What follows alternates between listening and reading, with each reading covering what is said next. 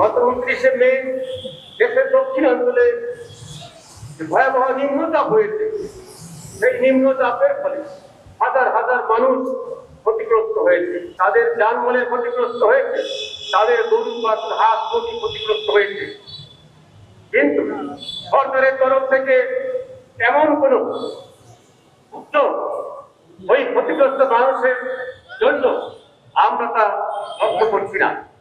তাই আজকে এই পরিবেশ দিবসে আমরা একদিকে যেমন পরিবেশ দিবস পালন করছি, একই সাথে আমরা আমাদের পরিবেশ জনিত কারণে, জলবায়ু পরিবর্তন জনিত কারণে আমাদের যে উপকূলের মানুষ, তাদের জন্য আমরা দাবি উত্থাপন করছি।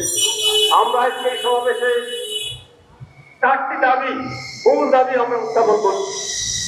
1, প্লাস্টিকের ভয়াবহ দূষণ থেকে বিশ্বকে রক্ষা করো। জলবায়ুর অভিঘাত থেকে উপকূলীয় অঞ্চলের মানুষের জীবন জীবিকার সুরক্ষা করো। সম্পত্তি ঘূর্ণিঝড়ে ক্ষতিগ্রস্ত বেড়িবাঁধ দ্রুত নির্মাণ করো এবং ক্ষতিগ্রস্ত পরিবারকে ক্ষতিপূরণ দাও। উপকূলীয় অঞ্চলের টেকসই বাঁধ নির্মাণ, সবুজ বেষ্টনী গড়া, পরিবেশসম্মত সামাজিক বনায়ন করে তুলতে জাতীয় বাজেটে বরাদ্দ দাও। বিশ্ব পরিবেশ দিবসে পরিবেশকে রক্ষা করুন এবং প্রত্যেকটা জনগণ, প্রত্যেকটা মানুষ সচেতন হন।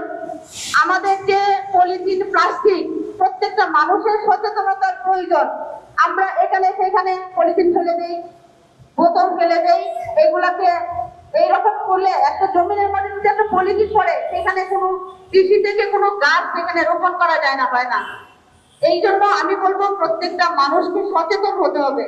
প্রত্যেকটা মানুষ যদি সচেতন না হয় তাহলে এই পৃথিবী টিকিয়ে রাখা কঠিন।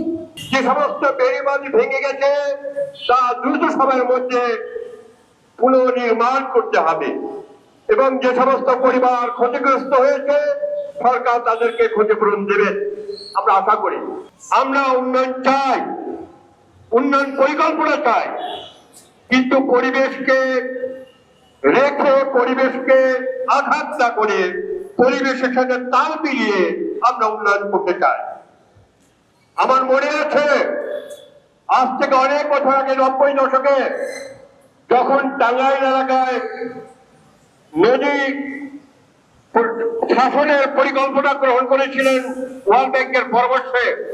হ্যাঁ, আজকে কোনো মন্ত্রী নাই, সংসদ নাই, কিন্তু আমাদের এখানে কোনো উপদেষ্টা নাই। তাই বন্ধুরা আমার, আজকের উপকূলীয় অঞ্চলে মানুষ অসহায়ের মধ্যে রয়েছেন, তাদের কোনো অভিভাবক নাই। আমি আজকে দাঁড়িয়ে করছি, গত 2 তারিখে যে বাজেট পেশ করা হয়েছে, প্রায় 9 লক্ষ কোটি টাকার বাজেট। এই 9 লক্ষ কোটি টাকার বাজেটে আবার পরিবেশ উন্নয়নের জন্য তেমন কোনো বরাদ্দ নেই। উপকূলীয় অঞ্চলের কথা বাদই দিলাম, উপকূলীয় অঞ্চলে 15টা জেলার মধ্যে পড়ে। এই উপকূলীয় অঞ্চলের উন্নয়নের জন্য কোনো বরাদ্দ রাখা হয় নাই। জাতকে, উপকূলীয় অঞ্চলকে আমাদের রক্ষা করতে হবে। সেখানকার কোটি কোটি মানুষের জীবন জীবিকা রক্ষা করতে হবে।